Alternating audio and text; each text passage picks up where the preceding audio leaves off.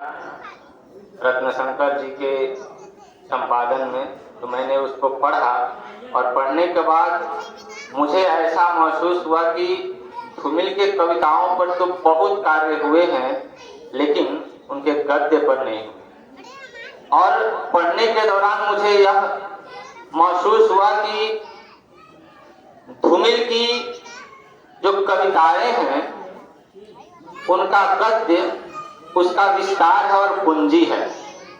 अगर हम उनकी कविताओं पर काम कर रहे हैं तो बिना धूमिल के गद्य जैसे कि पत्र है, डायरी है, समीक्षाएं हैं, जब तक उस चीज को नहीं पढ़ेंगे तब तक धूमिल को समग्र रूप से हम नहीं जान पाएंगे। मैं कुछ कविताएं सुनाता हूँ। ये मेरे शब्दांजलि समर्पित है धूमिल जी को।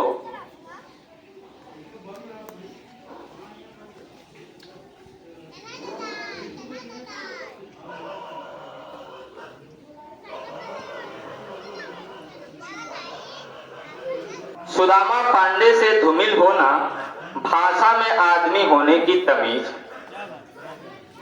धुंध में सुदामा पांडे से धूमिल होना भाषा में आदमी होने की तमीज है, जिसका कमीज कबीर की छीनी चदरिया,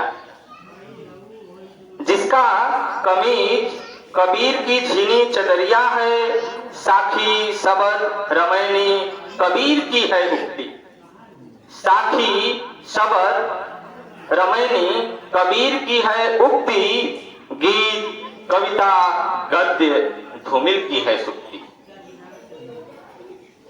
जो दूसरे प्रजातंत्र को गढ़ती है यह धूमिल होने की परिभाषा है। जो दूसरे प्रजातंत्र को गढ़ती है यह धूमिल होने की परिभाषा है। और दूसरी कविताएं अगर आप लोगों का आदेश होगा तो जी जी जी।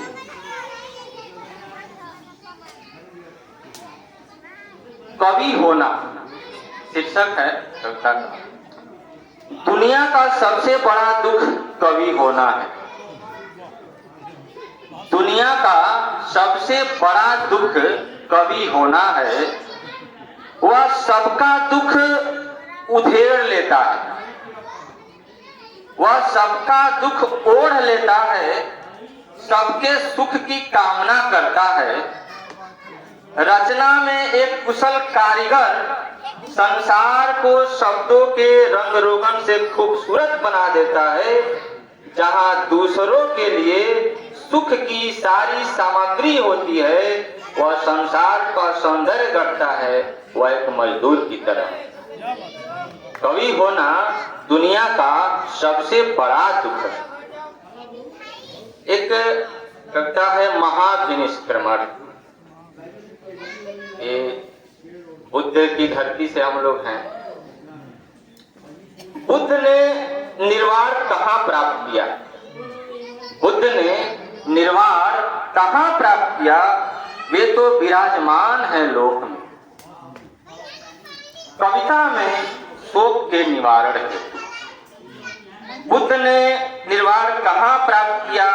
वे तो विराजमान है लोक में। कविता में शोक के निवारण हेतु बुद्ध मेरे ही गांव को स्पर्श करते, बुद्ध मेरे ही गांव को स्पर्श करते, खजूर गांव के रास्ते सारनाथ गए थे।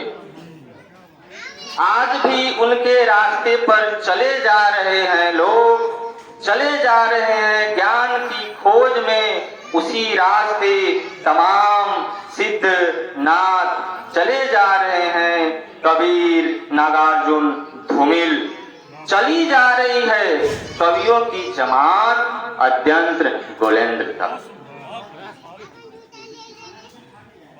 चले जा रहे हैं ज्ञान की खोज में, उसी रास्ते तमाम सिद्ध नाथ चले जा रहे हैं। कबीर, नागार्जुन, धूमिल, चली जा रही है कवियों की जमात अद्यंत्र गोलेंद्र तक। यह कविता में महाविनिष्क्रमण ही है। यह कविता में महाभिनिष्क्रमण ही है, जैसे ज्ञान की धरती से चले कैमूर की धरती तक, और खजुरगांव से चले सारनाथ तक। जो खजुरगांव से कैमूर का नाता है, वहीं गया से सारनाथ का युग अलग है, विचार नहीं। वर्षों पहले मैं भी महाभिनिष्क्रमण पर निकल चुका हूं, अनेक बुद्धों की छाया से गुजरता।